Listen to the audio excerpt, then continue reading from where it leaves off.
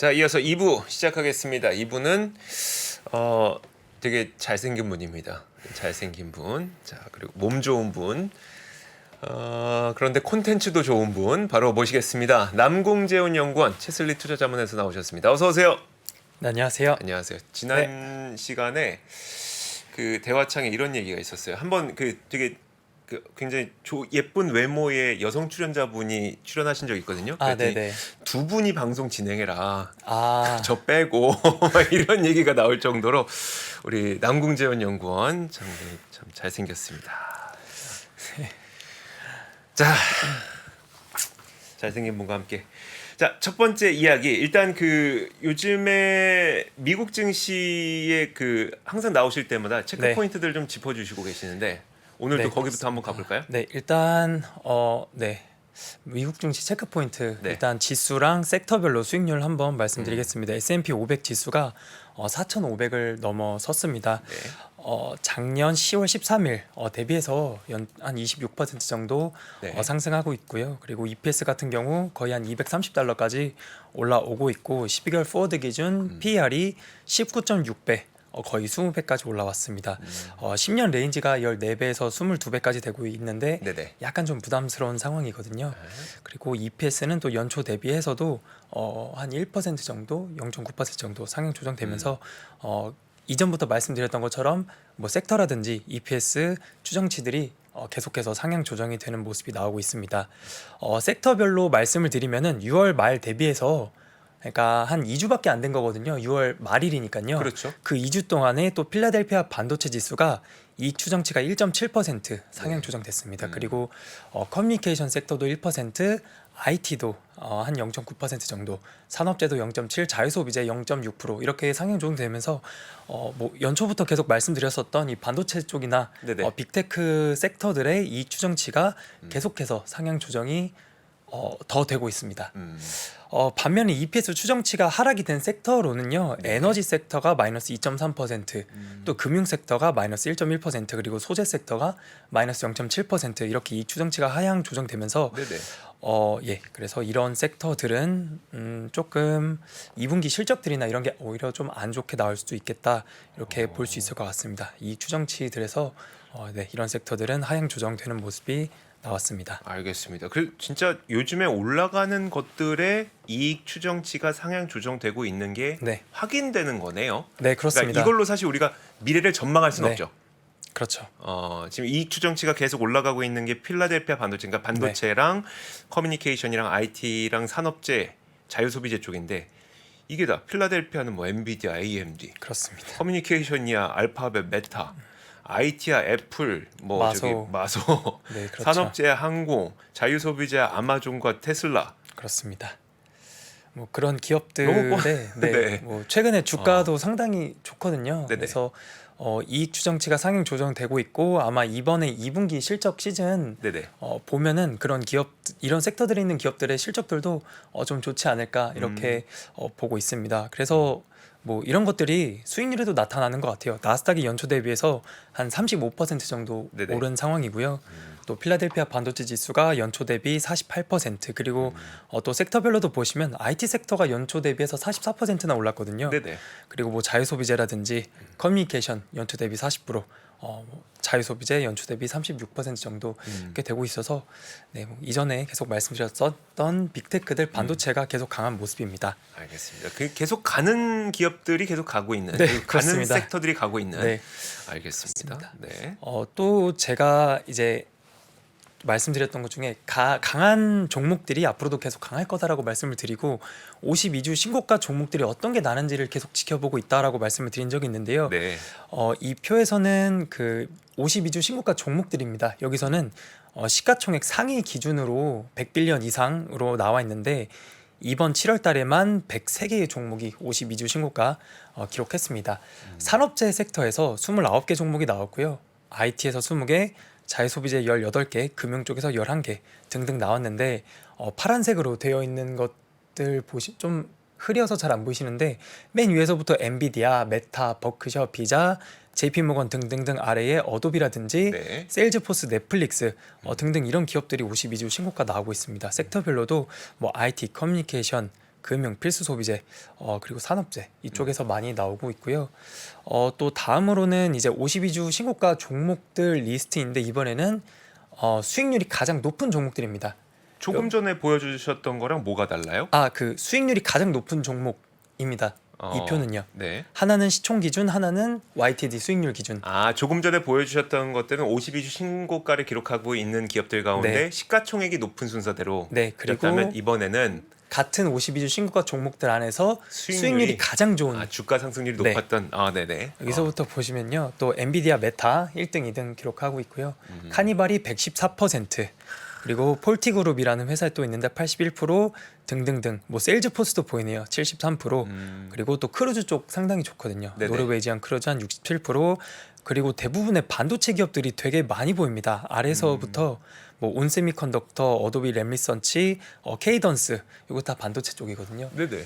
예, 그래서 앞서서 말씀드렸던 것처럼 또 섹터별로도 보면은 뭐 반도체, IT, 자유소비재, 뭐 산업재, 그리고 커뮤니케이션 이런 쪽이 계속 52주 신고가 기록을 하고 있고, 이런 종목들이 또 앞으로 계속 강세를 보이면 이런 쪽의 섹터에서도 52주 신고가 종목들이 나올 수 있다라고 생각을 하고 있습니다. 네, 알겠습니다. 엔비디아, 메타, 카니발, 풀티그룹은 그 저기 주택 네, 뭐죠? 부동산 쪽. 그쵸. 네, 그쪽으로 알고 주택자재. 있습니다. 네, 그 주택 건설, 그 네. 고급 주택 건설하는. 네, 맞습니다. 맞아요.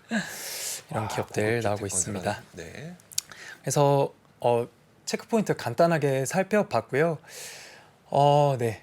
이전과 동일합니다. 강한 종목이 계속 강하다라고 생각을 하고 있고, 그러면 이렇게 많이 올랐고 네.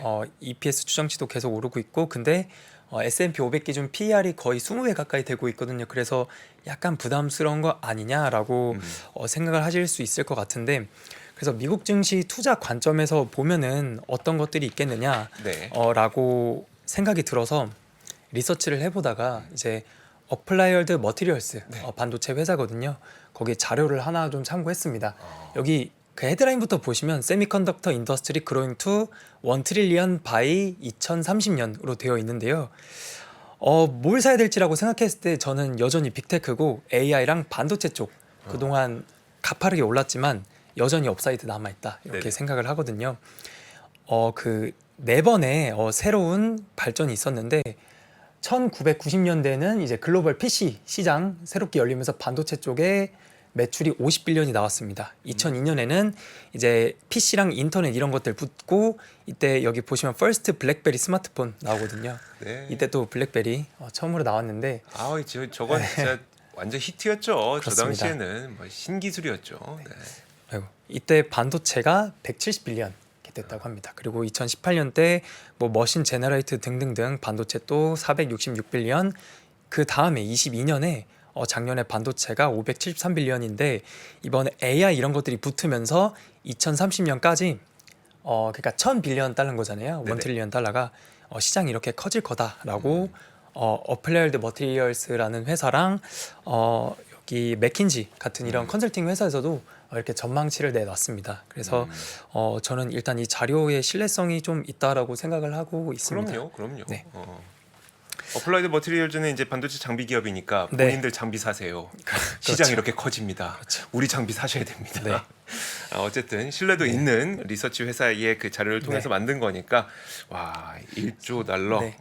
그래서 이번에 이런 AI가 네. 이 자료에서는 네 번째 컴퓨팅 사이클이자 가장 큰 규모의 사이클이 될 거다라고 얘기를 하고 있거든요. 그래서 AMD, 뭐 엔비디아 등등 이런 반도체 종목들의 주가가 그동안 상승했지만 전방 시장 자체가 더 크게 성장함에 따라서 네. 반도체 기업들 그리고 또 사이클을 잘 타게 된다면 앞으로 더 크지 않을까. 그래서 단순히 테마가 아니라 좀 지속 가능한 성장이 나타나지 않을까 이렇게 생각을 하고 있습니다. 그래서 다음으로는 제가 좀 나름 좀 신박하다라고 생각하는 걸 준비했는데, 안 그래도 오늘 작가님이 실제로 GPT를 통해서 뭔가를 시연해 주시는 네, 그렇습니다. 자리를 오늘 마련하실 거라고. 네, 제가 네. 그 다른 분들이 이 그 GPT를 실제로 사용하는 거를 막 이렇게 보여주셨던 분 없는 것 같아요. 네네. 그래서 조금 좀 리스크하긴 하지만 그래도 네. 한번 준비를 했는데요.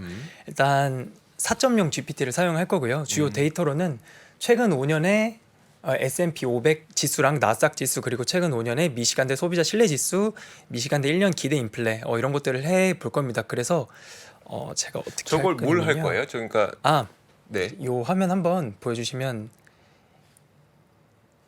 잠시만요.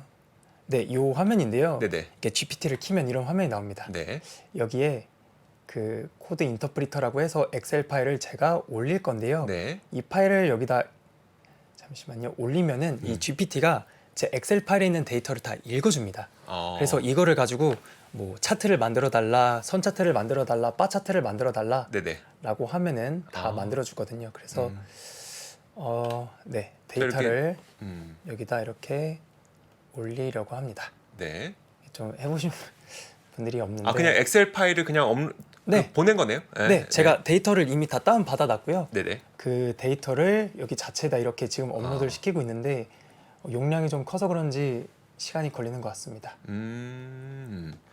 그래서 그 표를 보니까 네. 시청자 참여 가능이라고 아, 써주셨는데 네네. 그건 어떤 의미예요? 그러니까 제가 이제 예시로 먼저 뭐 미시간대 소비자 신뢰 지수와 S&P 500 지수에 뭐 한 차트로 그려줘라고 글씨를 쓸 겁니다. 근데 이제 뭐 시청자분들이 보시다가 이제 이런 것도 한번 그려봐라, 아니면 차트를 선으로 그리지 말고 뭐 점선으로 그려봐라, 네네. 아니면은 바 차트로도 그려봐라. 그리고 뭐 지수마다 뭐 최대값, 최소값, 중앙값, 뭐 표준 편차 이런 것들 있잖아요.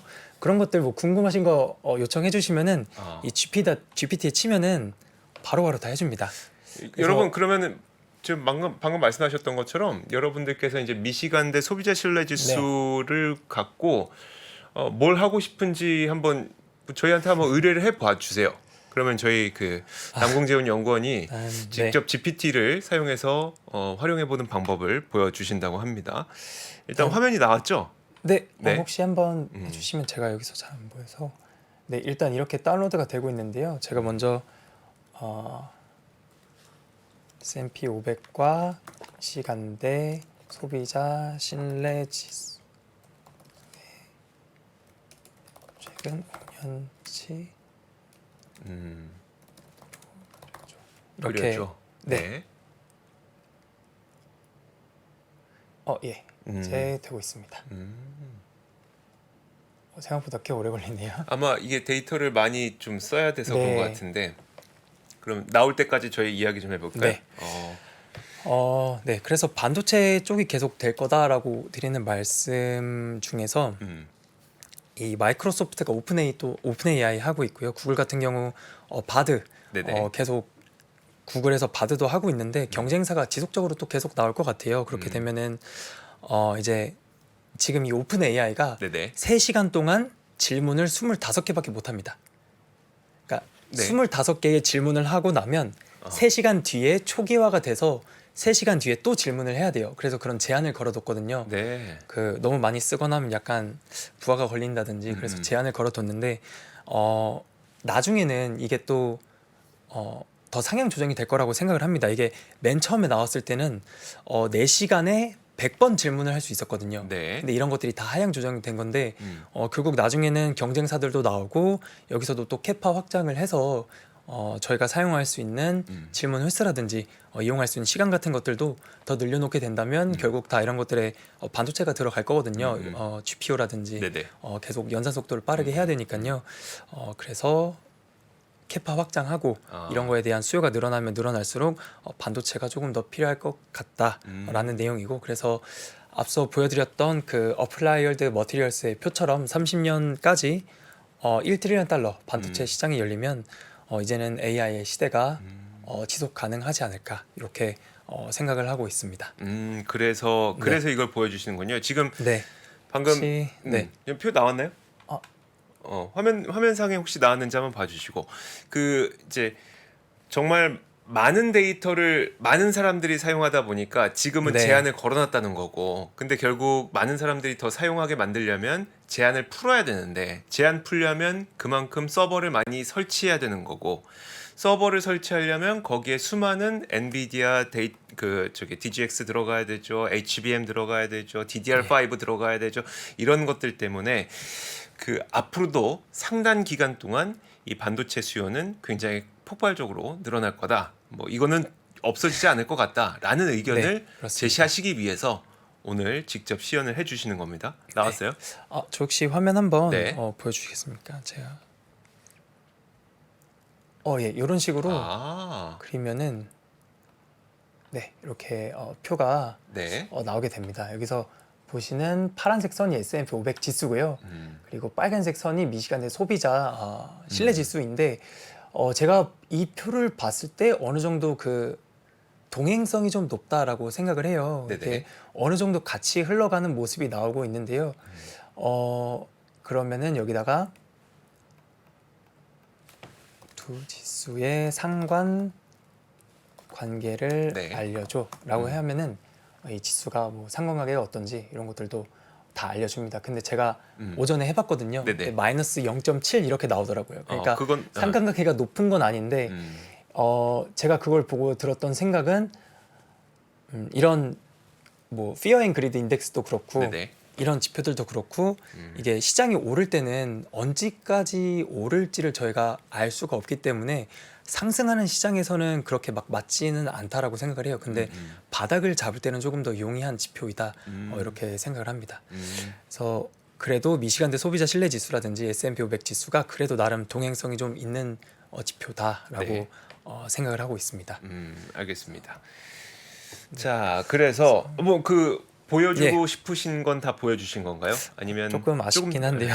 이게 속도가 느려서 네, 그런 거죠? 속도가 네. 음. 혹시 한번 표를 한번 다시 띄워줄 수 있나요? 네네. 여기 뭐 이렇게 나오고 있는데요.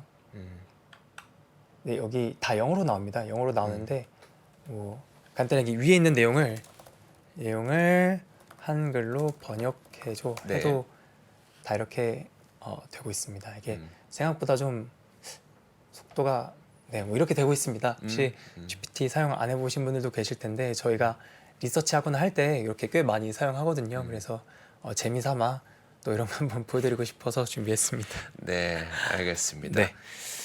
자, 그래서 결국은 이제 이걸 보여주신 이유는 지금 그 몇 개의 질문이라고요? 3시간에 25개? 네, 3시간에 25개입니다. 3시간에 지금 유료인데도 불구하고 네, 한 달에 한 3만 원 정도 3만 원, 됩니다. 20달러. 네. 20달러에 3만 원 내고 사용해도 3시간에 네, 25개 그렇습니다. 질문으로 제한돼 있는 거. 네. 이거는 다른 사람들도 사용하라고 일부러 제한해 놓은 거죠. 그렇습니다.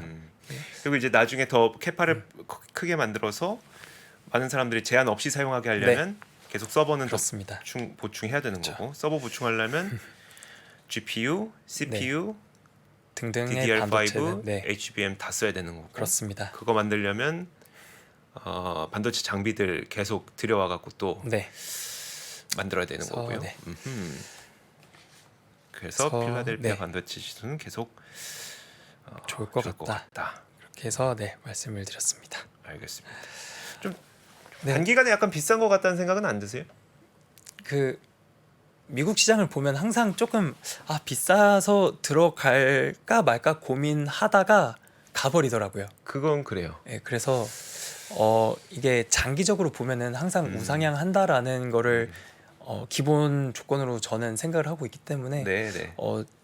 조금 빠져주면 좋겠죠. 조금 빠져주면 좋겠지만 오히려 먼저 좀 사놓고 나중에 조금 하락하면 그때 모아가는 전략이 제 생각에는 조금 더 맞지 않을까 싶습니다. 올 초에 처음 왔을 때 엔비디아가 한 8-90% 올랐었던 상태여서 그때도 지금 비싼데 어떻게 들어가냐라는 질문 많이 받았거든요. 근데 일단 거의 450 네. 맞죠? 그렇죠. 지금 그렇습니다. 알겠습니다. 자, 이제 나머지 하반기에 대한 전망을 한번 좀 들어보고 싶어요. 하반기 시장은 어떻게 될 것이냐? 네, 하반기의 시장에서 뭐 3, 4분기, 4분기 이때 뭐 경기 침체가 있지 않겠냐라는 우려들이 여전히 시장에 좀 남아 있는 것 같습니다. 그래서 제가 보는 지표들을 가지고 그렇지 않다.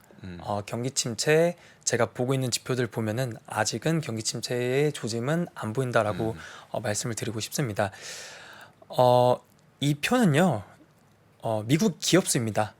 회사에 10명 이상의 직원 있는 기업 수가 미국에 약 131만 개가 있고요. 미국에는 상장되어 있는 기업들이 한 6천 개 정도가 되는데요.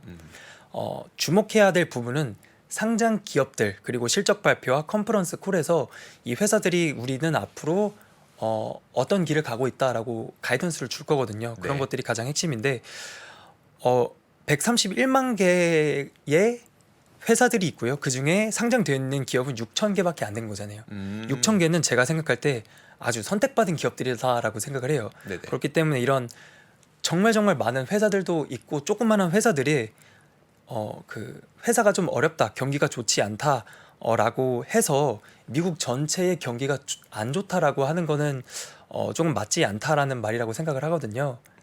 그래서 작은 기업들이 되게 많잖아요. 네네. 그래서 작은 기업들의 경기가 좋지 않고 좀 힘들다라고 해서 미국 전체가 힘든 건 아니다. 그래서 뭐 그런 것들이 경기 침체라고 볼 수 있을까라고 했을 땐 아니다.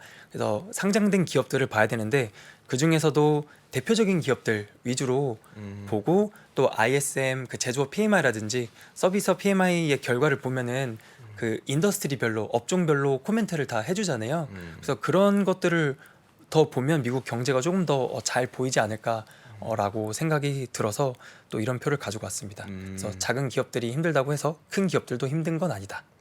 그렇다고 미국 전체가 경기 침체에 빠지는 건 아니다. 라는 내용입니다.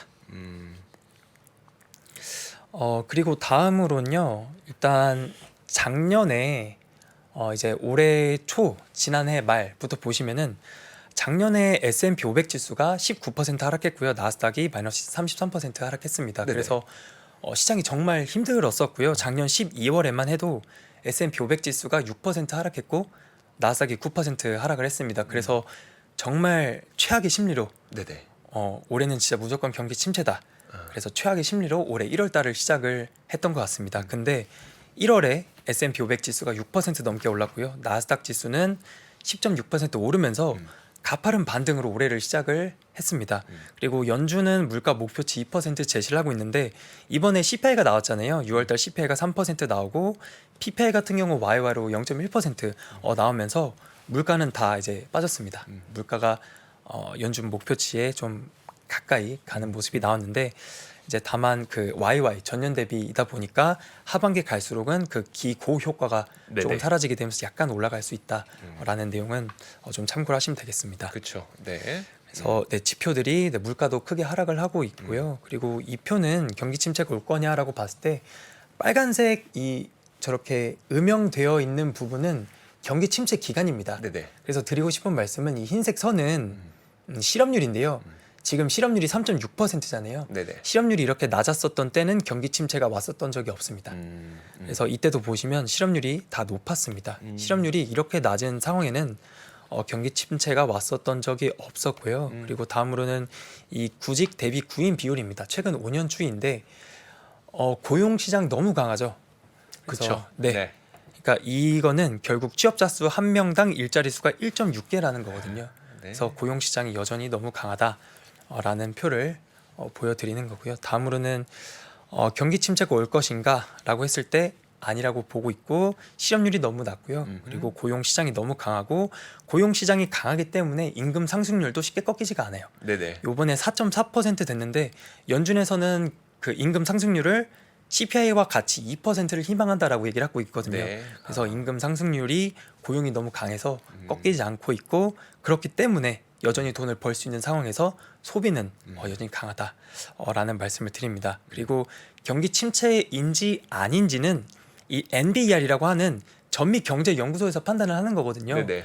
여기서 보통 2개 분기 연속 역성장 마이너스 성장률을 기록을 하면은 여기서 경기 침체로 판단을 합니다. 그러니까 작년 1, 2분기 때 마이너스가 나왔잖아요. GDP가 2개 그랬죠. 분기 연속. 네. 근데 그때는 경기 침체가 아니었거든요. 그리고 가끔은 한 개 분기만 역성장을 하더라도 그냥 경기 침체라고 하는 경우도 있었습니다. 네네.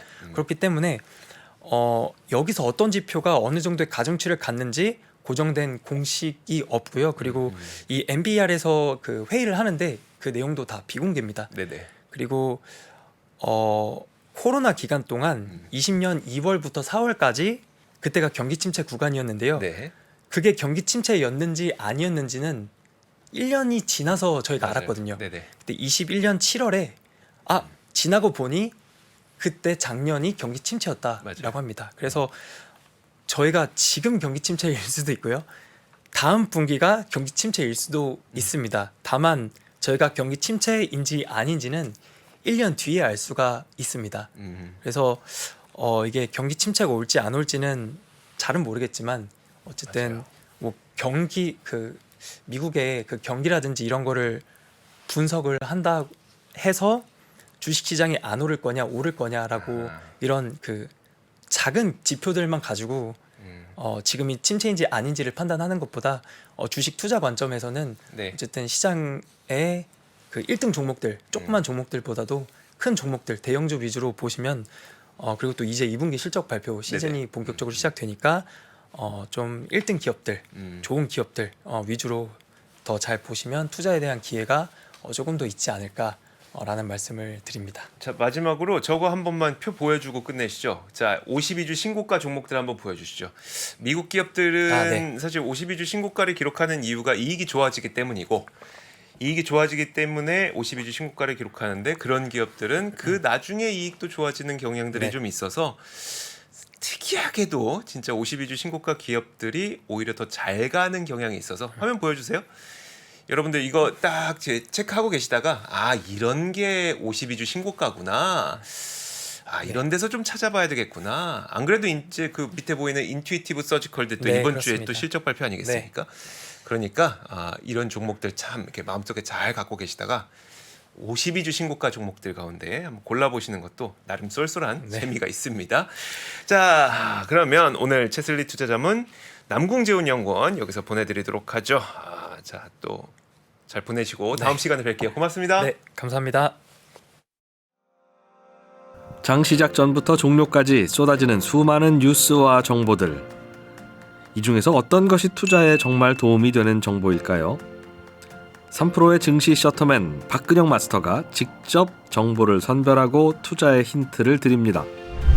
시간도 아끼고 투자 아이디어도 얻는 시간, 박근영 부장의 마켓 힌트와 함께 하세요. 자세한 사항은 3프로 TV 앱과 홈페이지를 확인하세요.